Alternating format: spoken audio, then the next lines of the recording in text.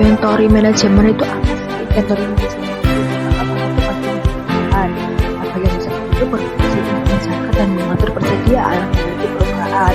Lalu apa aja sih aktivitasnya? Aktivitasnya itu dimulai dari cara memperoleh persediaan, menyimpan hingga persediaan tersebut itu dimanfaatkan untuk menjadi sebuah produk. Lalu persediaan itu artinya apa sih? Lalu persediaan bisa berupa bahan baku, bahan pembantu, dalam proses jadi dan bahkan juru cadang. Lalu kita mengatur sebuah jumlah persediaan ya bukan untuk memperkirakan ya kan. Jadi dia tuh kadang pasti akan menghadapi beragam ketidakpastian. Mulai dari ketidakpastian Nah, inilah yang membuat inventory management itu sangat penting untuk dilakukan, karena kalau tanpa inventory management kita tuh bisa salah memperkirakan. Lalu kita menggunakan manajemen inventory ini tujuannya untuk apa sih? Yang pertama, tujuannya itu untuk memastikan adanya suatu persediaan melalui safety stock. Gitu. Jadi kita tidak akan mengalami kekurangan ataupun kelebihan seperti itu. Yang kedua, itu memberi waktu luang untuk sebuah pengelolaan produksi dan pembelian, sehingga kita nggak terburu-buru begitu. Misalnya barangnya habis langsung bilang ke divisi purchasing, beli gitu kan juga merasakan. Terus yang ketiga itu untuk mengantisipasi suatu perubahan permintaan dan penawaran. Jadi misalnya tiba-tiba konsumen itu minta aku nambah lagi nih gitu. Kita kan kalau kita nggak ada safety stock kita kan pasti panik kan gitu.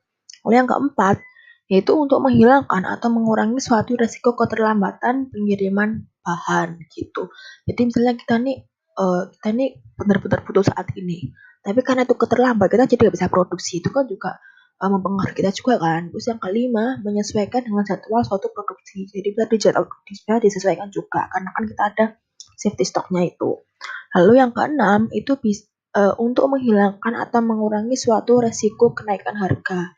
Nah, karena kan harga suatu bahan itu kan fluktuatif banget kan. Jadi kan dengan adanya safety stock ini atau dengan adanya manajemen inventory ini, kita tuh untuk mengurangi resiko kenaikan harga. Lalu yang ketujuh yaitu ada menjaga persediaan bahan yang dapat dihasilkan secara musiman. Jadi kadang itu kan ada kayak musiman gitu kan.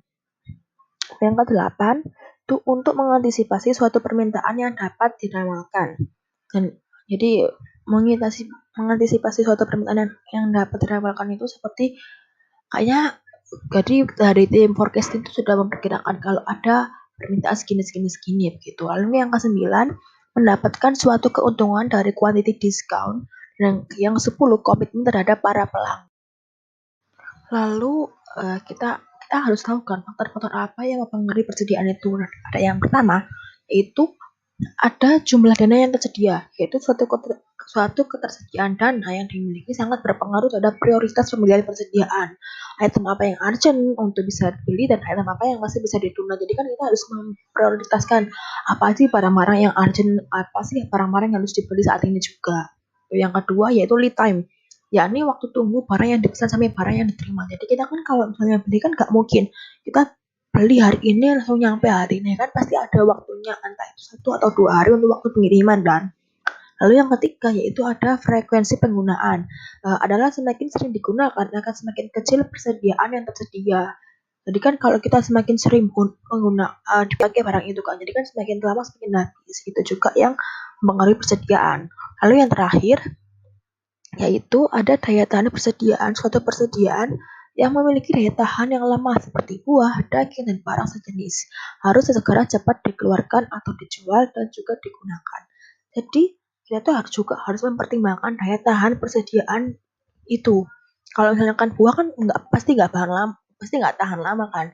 Tapi kalau bahan-bahan yang material yang lain, misalnya kayu ataupun besi, itu kan bisa bertahan lama. Jadi itu masih bisa kita pertimbangkan lagi untuk daya tahannya seperti itu.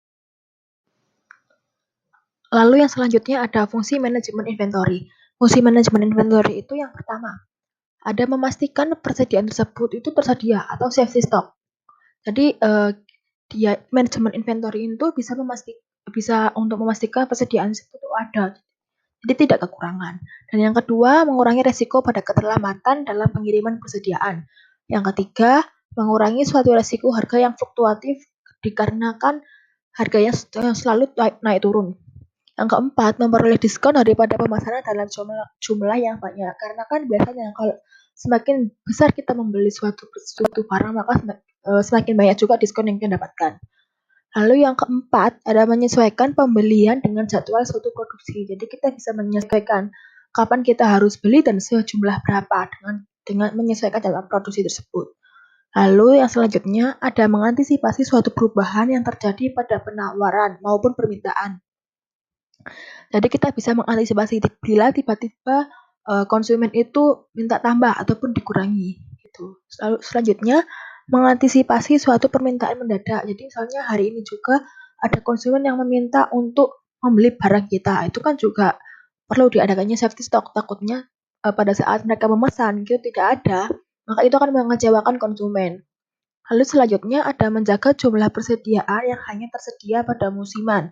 Sehingga ketika bahan sedang tidak musim, maka perusahaan masih memiliki persediaan barang tersebut. Seperti misalnya kita biasanya kan kalau buah-buahan itu kan juga musiman kan, lah itu para penjual biasanya juga mengadakan safety stock untuk beberapa, tapi ada hal juga yang dijaga. Lalu selanjutnya mengawasi suatu pesanan persediaan yang tidak sesuai dengan spesifikasi, lalu bisa dikembalikan ke supplier bila tidak cocok. Jadi misalnya ada suatu persediaan tuh nggak sesuai spesifikasi, nggak sesuai kualitasnya tuh kalau saya jelek, jadi kita bisa kembalikan ke supplier tanpa kita harus menunda pengiriman pada konsumen. Lalu yang selanjutnya, menjaga suatu komitmen terhadap customer agar barang bisa diproduksi dengan waktu dan kualitas yang diminta. Jadi dengan adanya manajemen inventory ini, kita tuh semakin bisa menjaga komitmen. Jadi kalau misalnya kita bilang, hari ke-8 kita akan mengirim, jadi itu, maka kita hari ke-8 itu juga kita harus bisa mengirim. Itu akan memberikan semacam value dari customer untuk kita. Lalu yang terakhir yaitu menentukan persediaan yang harus disimpan untuk berjaga-jaga. Untuk berjaga-jaga ini misalnya entah itu tiba-tiba kehilangan ataupun. Lalu ada beberapa metode dalam pendekatan manajemen inventory ini. Yang pertama yaitu ada EOG, yang kedua ada periodic review, dan yang ketiga ada material requirement planning atau MRP.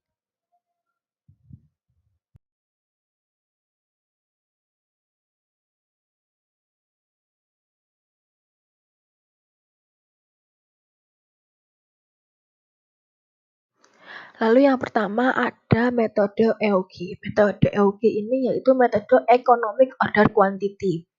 Yang mana merupakan cara perhitungan stok barang untuk manajemen inventory ini supaya perusahaan itu dapat cerita dari penumpukan stok barang. Adanya penumpukan stok barang ini bisa saja didapat dari bahan baku atau barang yang bernilai tinggi. Akibatnya penumpukan stok dan total biaya produksi atau harga pokok produksi yang dapat diperoleh sangat tinggi secara keseluruhan. Lalu economic order quantity ini merupakan jumlah pembelian barang yang dapat meminimumkan jumlah biaya pada pemeliharaan barang di gudang dan biaya pemesanan di setiap tahunnya.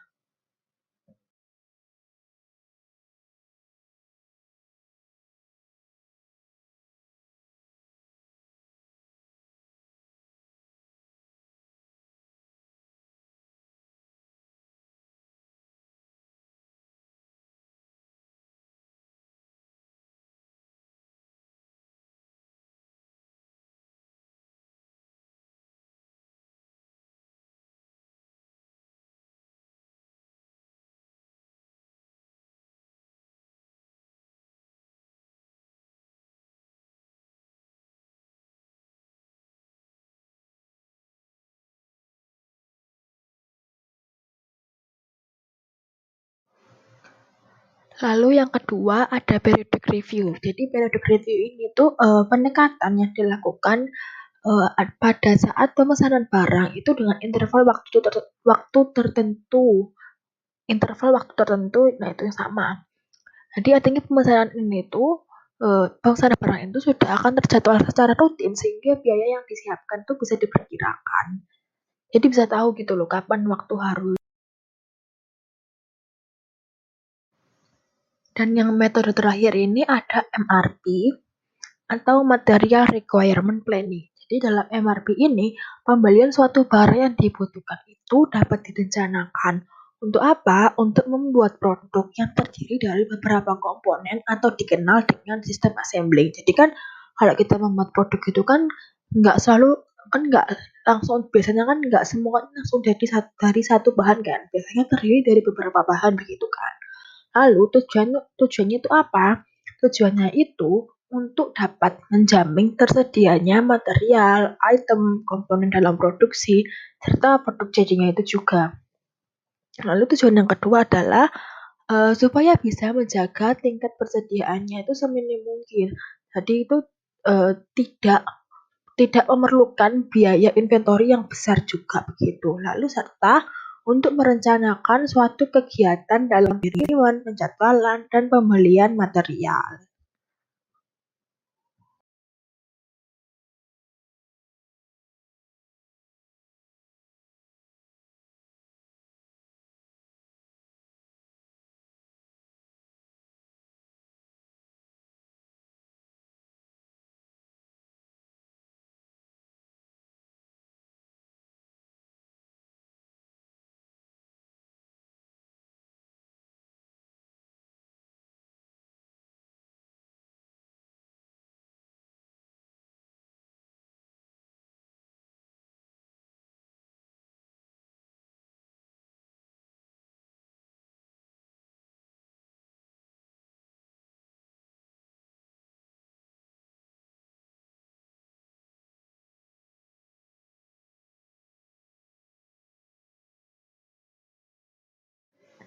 Sekian dari saya Nurul. Terima kasih. Thank you. Kamsahamnida. Gomawo. Shieshe.